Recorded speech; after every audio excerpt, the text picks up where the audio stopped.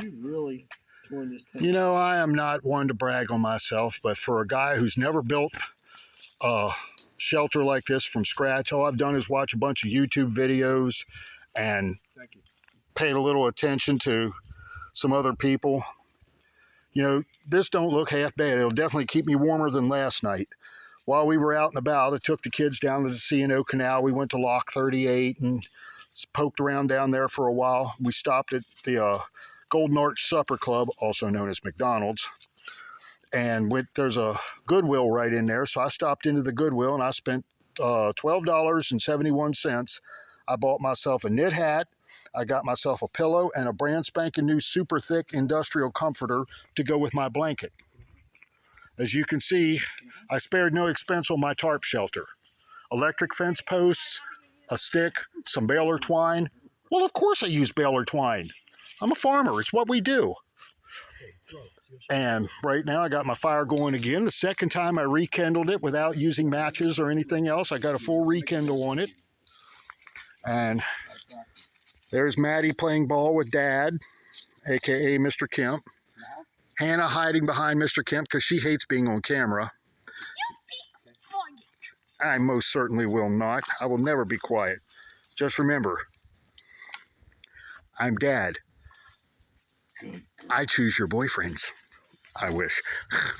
Actually, any guy that's going to date this girl, I'm going to actually do them a favor and give them a 5-minute running head start to get away from her. Hey! And Levi's just over there like, my name's Bennett, I ain't in it. Abby and I are just going to sit here and do nothing. But all in all, it's been a good camping experience. I've learned a lot, I can tell you that. A lot of the stuff that sounds really good on paper, when you come out here in the, I wouldn't call this the boondocks, but when you're out here, you know, in the country, primitive camping, if you will, I believe that's the fancy term for it. We called it roughing it. You know, when you're out here roughing it, a lot of that stuff that you see on the social media and YouTube and stuff like that, no, not right now. I want to let that burn down to where we can break it off. I got my nice stuff, a nice long piece in there just cooking along. But like I was saying, a lot of that stuff is malarkey. You know, it just doesn't work. It might work for them, and if it does, hey, great, fine, and wonderful, but it sure didn't work for us. Oh, by the way, always hang your food up high if this one's around. She's a hot dog thief. But anywho, yeah, she ate my oatmeal this morning. Piglet. But while I got everybody on here, I do want to give some props to some people that have taught me stuff with their websites, with their YouTube channels and their websites. Sean Kelly over at Corporal's Corner, Andrew at Ranger Survival Fieldcraft, Cold Cracker Bushcraft. Let's see who else we got in there. Names on the tip of my tongue, can't say it now. Waypoint Survival, Dave Canterbury, Granddad Outdoor.